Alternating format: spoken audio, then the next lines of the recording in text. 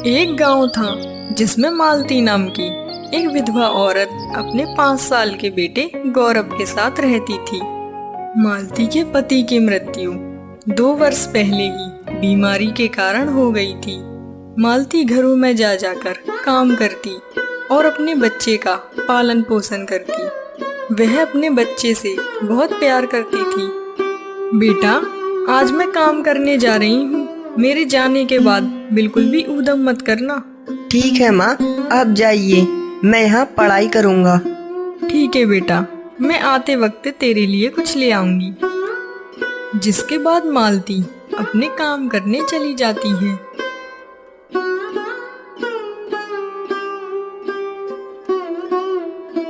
क्या मालती, मैं कुछ दिनों से देख रहा हूँ तेरा काम पर ध्यान बिल्कुल भी नहीं है। अगर नहीं करना है तो वैसे ही बता दे। क्या हुआ साहब, मुझसे कुछ भूल हो गई क्या? अरे जरा सोफा के नीचे तो देख, कितना कचरा इकट्ठा हुआ है। और इन शीशों को देख, इन पर कितनी धूल जम गई है। ऐसा लगता है जैसे कई दिनों से इसे साफ नहीं किया हो। किस बात के पैसे लेती है तू? माफ करना मालिक, आप चिंता मत कीजिए, मैं अभी ही साफ कर देती हूँ। देख, अगर काम अच्छे से ना हो तेरे पे तो मुझसे पहले ही बोल दे। वैसे भी मैंने एक पहले से ही काम वाली को देख रखा है। नहीं नहीं साहब, आगे से ऐसी गलती नहीं होगी। अगर आप मुझे निकाल देंगे तो मैं अपने बच्चे को कैसे पालूंगी? ठीक है, काम पर ध्यान दे। मालती को सुबह से शाम हो जाती है और वो अपने घर आती है। माँ, मुझे बहुत जोरों की भूख लगी है, जाइए और खाना बनाइए। ठीक है बेटा, मैं अभी 10 मिनट में खाना बना कर लाती हूँ। माँ, आज खाने में मैगी ही बनाना, मेरे सारे दोस्त वही खाते हैं और मैंने देखी भी नहीं है। बेटा, आज हम और कुछ बना लेते हैं, कल हम पक्का बना लेंगे। मालती किचन में जाती है और खाना बनाने लगती है। कुछ समय बाद वो अपने बेटे को बड़े ही प्यार से खाना खिलाती है।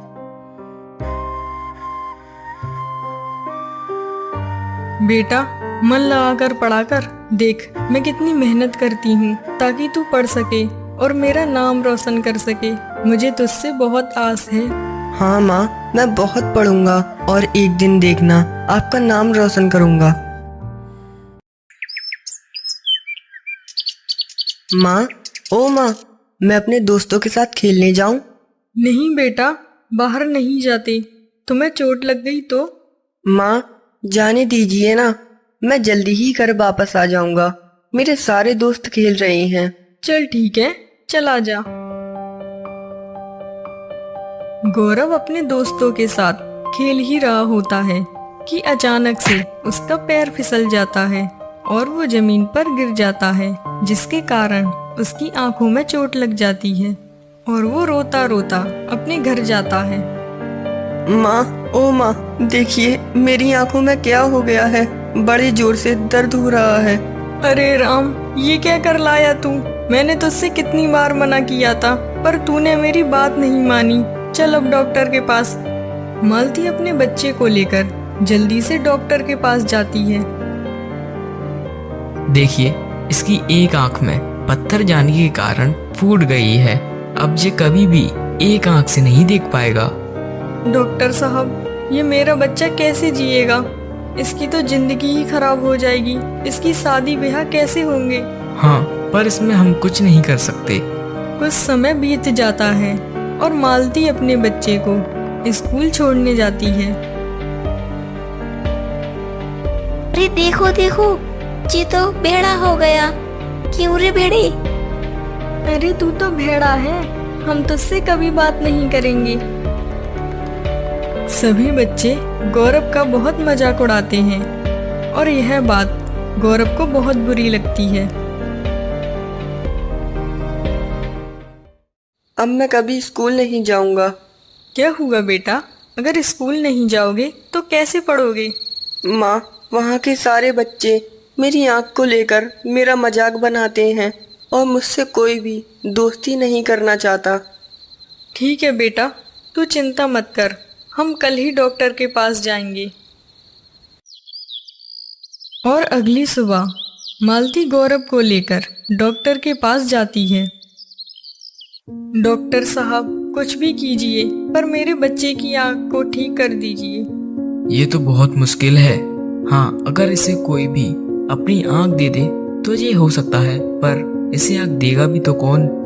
डॉक्टर साहब, क्या मेरी आंख नहीं लग सकती इसके? आप मेरी आंख लगा दीजिए। हाँ हाँ, आपकी आंख लग जाएगी इसे, बस थोड़ा खर्चा भी ज्यादा होगा। आप चिंता मत कीजिए, पैसों का इंतजाम तो मैं कर लूंगी। आप बस मेरी आंख इसके लगा दीजिए। मेरी तो उम्र कट गई, इसे तो आगे बहुत कुछ देखना है। फिर मालती अपने सेठ के यहाँ पैसे लेने जाती है।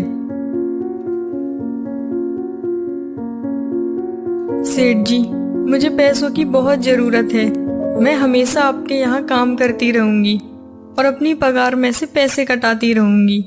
अच्छा, कितने चाहिए पैसे? बस 20,000 रुपए दे दीजिए। पैसे लेने के बाद मालती डॉक्टर के पास जाती है और उनका ऑपरेशन होता है। लड़के की आंख बिल्कुल ठीक हो जाती है, पर उसकी माँ एक आंख से अंधी हो जाती है। माँ, आपने ऐसा क्यों किया? आपने मुझे अपनी आंख क्यों दी? वैसे ही आप मेरे लिए कितनी मेहनत करती हो। बेटा, अब तो मेरा बुढ़ापा ही आना है, पर तेरे आगे तो पूरी जिंदगी पड़ी है। अगर तेरी एक आंख ना होगी तो कौन तुझे नौकरी देगा और कौन तुझसे शादी करेगा? बेटा, अब बस तू पढ़ लिख जा, यही मेरा सपना है। कुछ दिन बीत जाते हैं और एक दिन गौरव की माँ गौरव को स्कूल छोड़ने जाती है। अरे गौरव, तेरी माँ तो अंधी हो गई।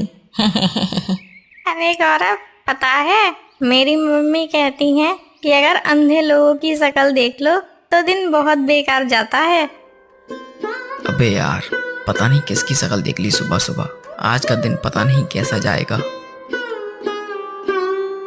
शाम को मालती अपने घर जाती है। माँ, आप कल से मुझे स्कूल छोड़ने नहीं जाओगी? क्या बात है मेरे लाल? माँ, जब आप मुझे स्कूल छोड़ने जाती हो तो मेरा दोस्त मेरा मजाक उड़ाते हैं, कहते हैं भेड़ी का बेटा। ठीक है मेरे लाल, अगर मेरे जाने से तेरा अपमान होता है तो मैं नहीं जाऊंगी।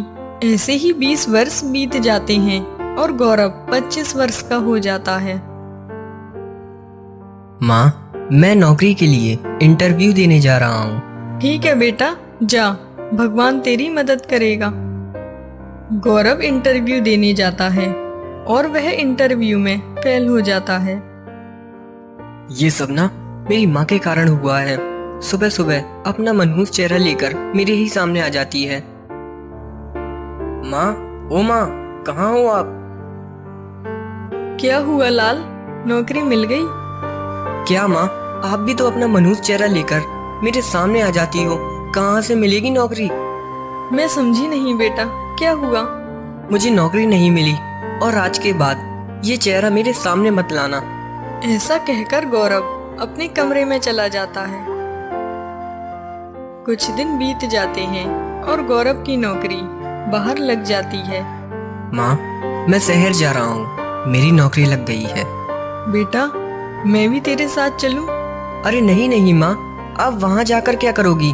पहले मुझे शहर जाकर सेटल हो जाने दो, फिर बाद में ले जाऊंगा। ठीक है बेटा, मैं तेरा इंतजार करूंगी और मन लगा के काम करना।